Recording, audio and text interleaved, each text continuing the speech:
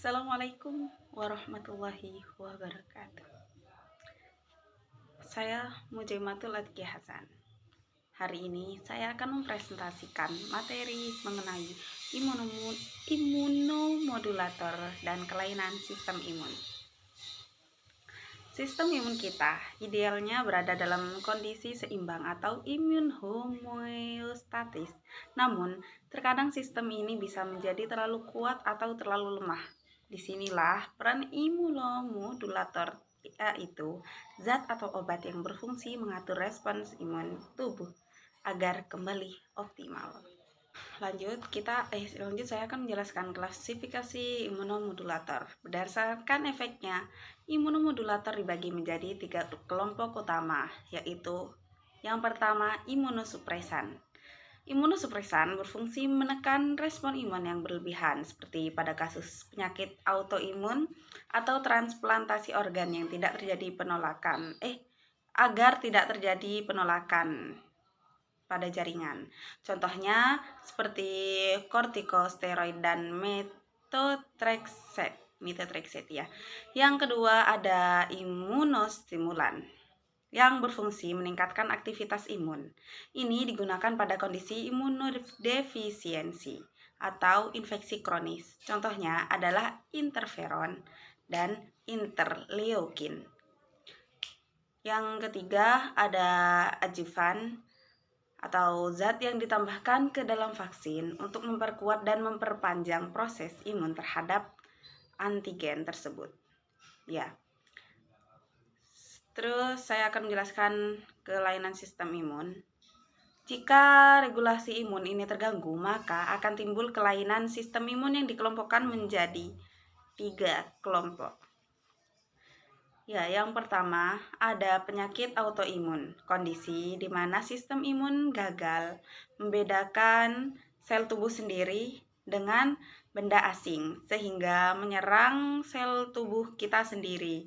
Contohnya seperti lupus dan rheumatoid arthritis.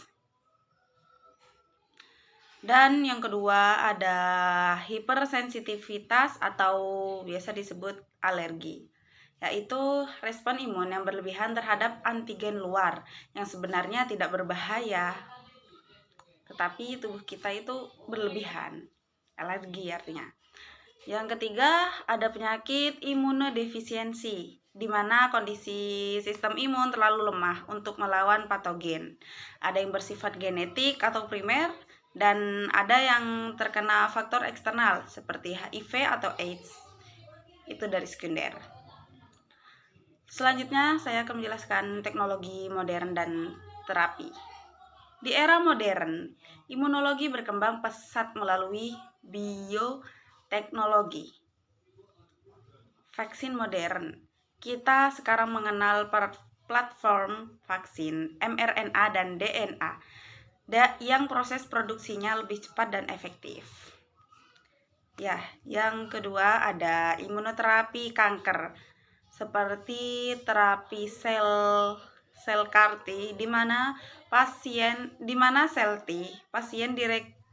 direkayasa secara genetik untuk menghancurkan sel kanker secara spesifik.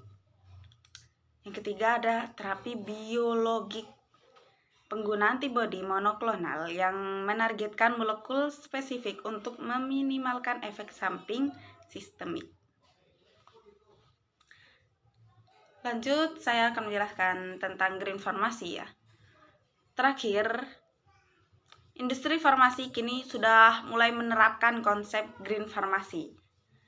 Tujuannya bermacam-macam, seperti memproduksi obat dan vaksin dengan cara yang ramah lingkungan, mengurangi limbah biologis, serta menciptakan sistem distribusi yang lebih hemat energi.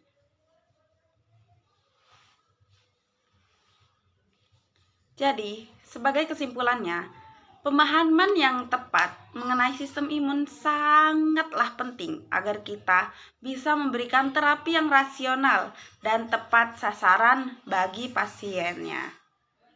Sekian presentasi dari saya, terima kasih atas perhatiannya. Wassalamualaikum warahmatullahi wabarakatuh.